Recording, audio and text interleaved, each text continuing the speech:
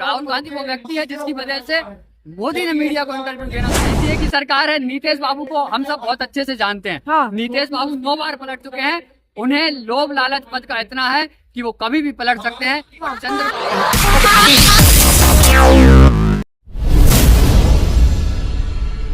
आज हम सभी एनएसआई के कार्यकर्ता इस देश की सोती हुई सरकार को जगाने आए हैं। जिस तरीके से राम राम की लूट है, लूट सके तो लूट वाला सिस्टम इस देश के छात्रों के साथ हो रहा है, छात्रों के भविष्य के साथ खिलवाड़ किया जा रहा है।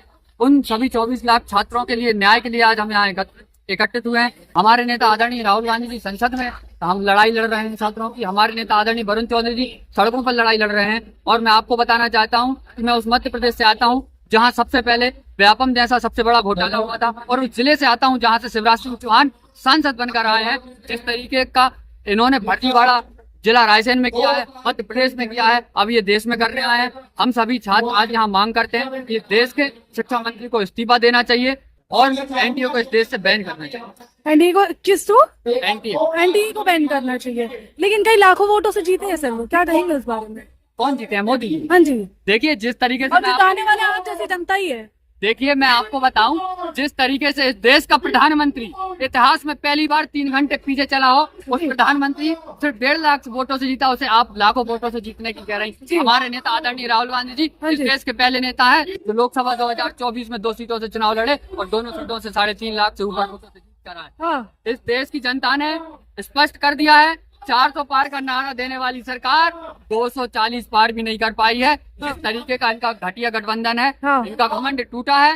इस देश के छात्रों के साथ न्याय हो, हम सिर्फ यही चाहते हैं। जिस तरीके से ये सरकार चलने वाली नहीं है, ये अपाहिज सरकार है। ये सरकार कभी भी गिर सकती है। दूसरों के बल पर बनी हुई सरकार कोई सरकार नहीं होती, ये कभी भी गिर सकती है। और इस देश के प्रधानमंत्री आने वाले समय में आदरणीय राहुल गांधी जी बनेंगे। इस देश में छात्रों के साथ न्याय होगा, गरीबों के साथ न्याय होगा। अब तो 29 तक भूल जाइए, कहीं से कहीं तक राहुल गांधी जी है ही नहीं। देखिए आप किस तरीके से कह सकते हैं, एनडीए की सरकार है। नीतीश बाबू को हम सब बहुत अच्छे से जानते हैं। नीतीश बाबू 9 बार पलट चुके हैं। उन्हें लोभ लालच पद का इतना है कि वो कभी भी पलट सकते हैं। और चंद्रबाबू नायडू वो व्यक्ति है जिसके ऊपर जेल भिजवाने का काम नरेंद्र मोदी ने किया था। ये कभी इनके नहीं है। ये जब तक साथ है, जब तक दिखावा है, ये कभी भी पलट सकते हैं और सरकार गिर सकती है।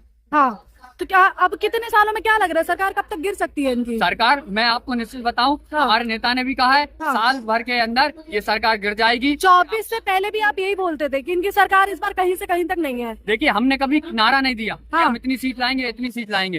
ये नारा भारतीय जनता पार्टी ने दिया था कि हम 400 पार लाएंगे। जिस तरीके से इनको नकारा गया है, इस देश में जिसके नाम पर चुनाव लड़ा जा रहा था, अयोध्या में इनको नकार दिया गया है। इस देश में काशी ये हार गए हैं। इस देश में ये चित्रकूट हार गए हैं। इस देश में ये खाटू श्याम हार गए हैं। क्या धर्म के नाम पर राजनीति करने वाले लोग हैं, इन्हें जनता समझ चुकी है। लेकिन कहा तो ये जाता है ना कि धर्म के नाम पर राजनीति विपक्ष करता है। नहीं, धर्म विपक्ष ने कभी किया ही नहीं है। धर्म के नाम पर राजनीति कभी विपक्ष ने की नहीं है। विपक्ष ने सिर्फ मुद्दों पर राजनीति की है। छात्रों के भविष्य की बात की है, किसानों के कल्याण की बात की है, गरीबों के अधिकार की बात की है। जिस तरीके से हमारा नेता 4000 किलोमीटर पैदल यात्रा की, उसके बाद दूसरी यात्रा 6000 किलोमीटर की गरीबों का दर्द समझा। स्टूडेंट लेकिन सिर्फ कहते हैं उसमें राजनीति की गई, राजनीति से ज्यादा कुछ नहीं, बस प्रचार किया गया है। देखिए जिसके घर में 2-2, 3-3 प्रधानमंत्री रहे, जो कभी एसी से बाहर पैर न रखे और उसकी जिंदगी कर सकती है, वो व्यक्ति इस देश की गरीब जनता के लिए पैदल चल रहा है, कदम कदम चल रहा है, गरीबों के अधिकार के लिए चल रहा है, किसानों के लिए चल रहा है, छात्रों के लिए चल रहा है, मजदूरों के लिए चल रहा है कि इन्हें सिर्फ इस देश में न्याय मिल जाए। प्रचार कर रहे हैं, सिर्फ और सिर्फ प्रचार कर रहे हैं, राजनीति से ज्यादा कुछ नहीं कर रहे हैं। ना कभी सभा की गई है, ना कभी पूरी यात्रा में प्रचार की बात की गई है। एक टी-शर्ट पे यात्रा करने वाला वो व्यक्ति कभी राजनीति ना धर्म के नाम पर करता है, ना गरीबों के नाम पर करता है, ना छात्रों के नाम पर करता है। वो सिर्फ और सिर्फ इस देश के कल्याण के लिए राजनीति करता है। क्या कल्याण किया गया है? जब उनकी 70 साल सरकार रही है उसमें तो उन्होंने कुछ कल्याण नहीं किया देश का, तो अब क्या कर देंगे? कांग्रेस पार्टी वो पार्टी है, आजादी दिलाने वाले लोग, आजादी में खून बलिदान देने वाले हम लोग हैं। राहुल गांधी जी उस परिवार से आते हैं। हमारे आदरणीय स्वर्गीय गांधी जी ने भारत छोड़ो आंदोलन जैसा मुहिम चलाई, जब इस देश में जाकर यह देश आजाद हो पाया। और जिस तरीके से देश आजाद हुआ, जवाहरलाल नेहरू प्रधानमंत्री बने, इस देश में सुई भी बनती थी। वहां से लेकर आदरणीय राजीव गांधी जी ने इस देश से स्मार्ट फोन से लेकर कंप्यूटर लेकर आए, फोन दिया और इस देश के लोगों को जागरूक करने का काम कांग्रेस सरकार ने किया।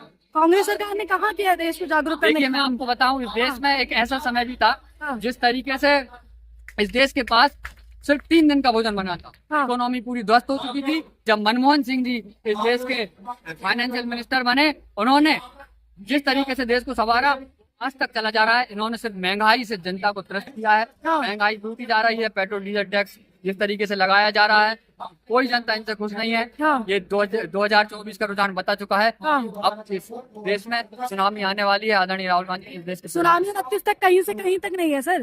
देखिए, जहाँ हमारे नेता खड़े रहते हैं वो सिर्फ गरीबों के लिए, जनता के लिए खड़े हैं। मोदी कहा जाता है आज उनके अंदर तक, तो योग्यता ही नहीं है। देखिए, वो राहुल गांधी वो व्यक्ति है जिसकी वजह से मोदी ने मीडिया को इंटरव्यू देना शुरू किया। हाँ। मोदी ने कभी, आप बताइए, 9 सालों में मीडिया को इंटरव्यू दिया हो?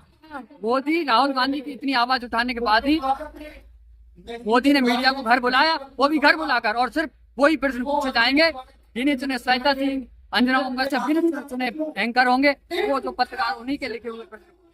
हाँ, कोरोना में कह रहे हैं कि मोदी जी थे तभी आप जिंदा है। जी, कोरोना में मोदी जी थे तभी आप बच गए।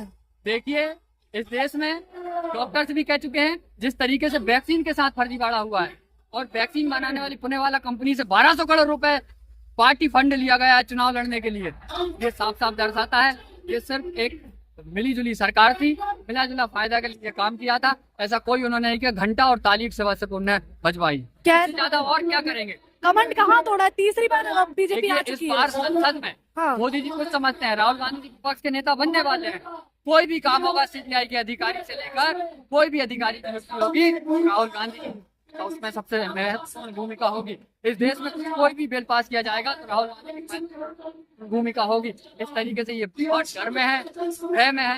ये जिस तरीके से आवाज उठाएगा देश में पूरी जनता देखेगी, इसलिए डरी हुई सरकार है, कभी भी गिर जाएगी, इसका कोई निश्चित नहीं। इस भाजपा सरकार में लगातार छात्रों के साथ भ्रष्टाचार हो रहा है। कभी नर्सिंग छात्र, कभी एनडीए छात्र, और अभी हाल ही में नीट एग्जाम हुए। नीट एग्जाम में हाल ही में पता चल गया है कि पेपर लीक हुआ। अगर कभी पेपर लीक का पता नहीं चलता तो इस देश का भविष्य क्या होता? और देश के भविष्य के साथ, जो छात्रों के साथ जो भाजपा सरकार खिलवाड़ कर रही है, हमारी एनएसयूआई की मांग है कि आप इस भाजपा सरकार के जो अधिकारी है, जो लगातार छात्रों के साथ अन्याय कर रहे हैं, उसको बंद किया जाए। एक युवा अपने भविष्य के साथ में खिलवाड़ होते हुए देखता है तो वो बर्दाश्त नहीं कर पाता है।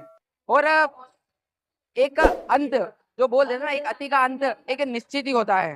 तो निश्चित ही भाजपा का अंत निश्चित हो गया है, क्योंकि जो युवा जिस तरह से परेशान हो रहा है, एक किसान अपने बेटे को पढ़ाने के लिए अच्छी कोचिंग में पहुंचाता है, अच्छे कॉलेज में पढ़ाता है, और जब उसको पता चलता है कि उसका भविष्य एक ऐसी कोचिंग में, एक ऐसे अधिकारी जो कोचिंग को संचालित, किसान परेशान है, युवा परेशान है। आप स्थिति, जो स्थिति है ग्राउंड फ्लोर पर, वहां की पता करिए।